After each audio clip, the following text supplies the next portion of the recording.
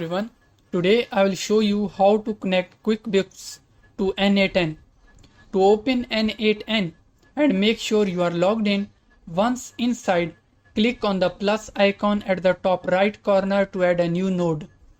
In the search bar, type QuickBooks and select it from the list. You will see a variety of available actions. Let's use Create a Customer as an example to start setting up the workflow. Next, you will need to connect your QuickBooks account. Click on Select Credentials and choose Create New Credential. Here, enter your client ID and client secret, which you can easily find in your QuickBooks developer account.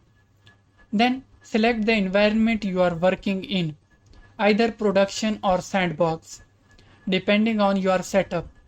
After that, go back and select the resource you want to work with.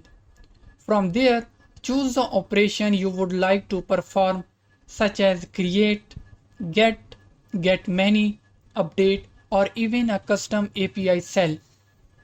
Finally, add a display name like QuickBooks so you can easily identify your integration within n8n. Once everything is filled in and saved, you will see that QuickBooks is successfully connected to n8n. That's it. Thanks for watching the video.